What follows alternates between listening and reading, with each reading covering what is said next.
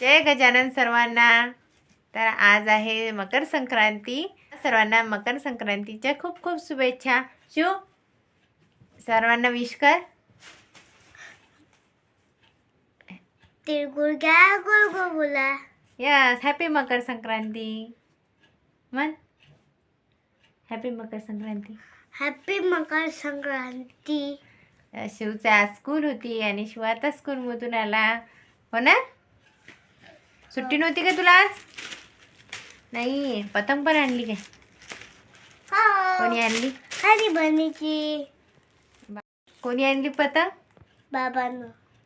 कोणतं कार्टून आहे त्याच्यावर? हरी बनी. या शिवला आवडते का?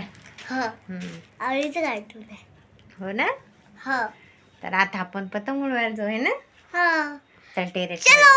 या चलो चलो चलो चलो. अब तो ऊपर टपक गई है.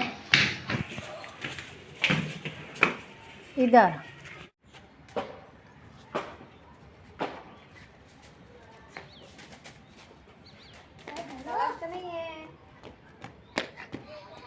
ते राहू दे.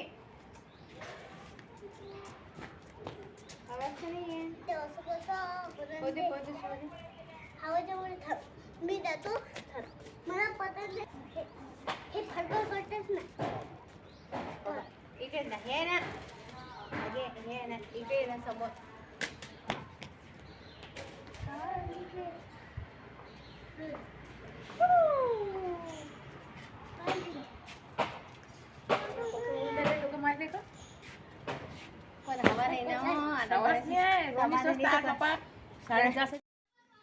तर आमची पतंग उडून झाली आणि आमची पतंग काही वर गेली नाही, कारण आज हवाच कमी होती.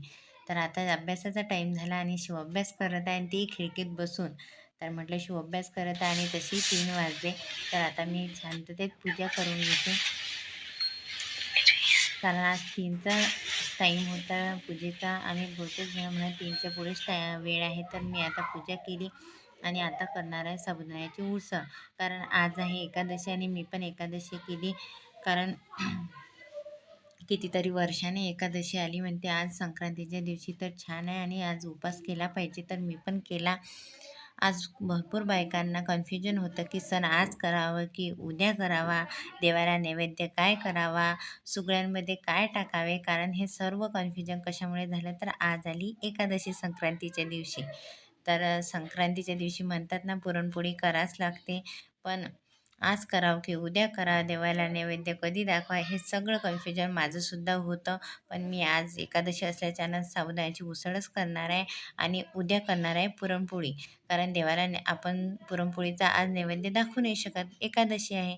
तर मी उद्याच पुरणपोळीचा नैवेद्य दाखवणार आणि छान उद्याच सण साजरा करणार.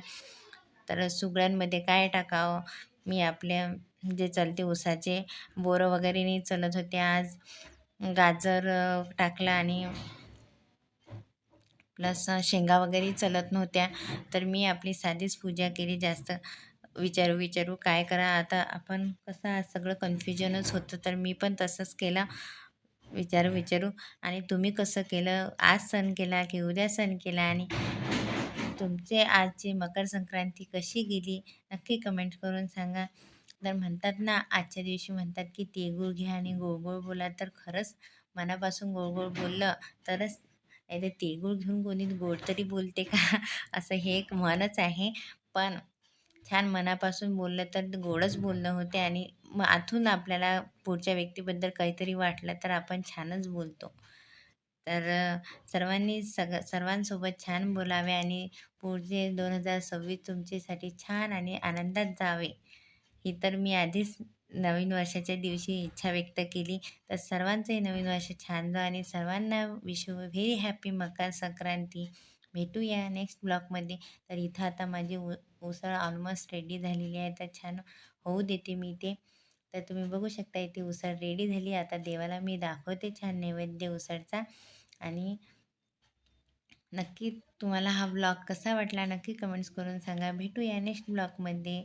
आता आम्ही मायलेका छान उसळ खाणार. Bye bye.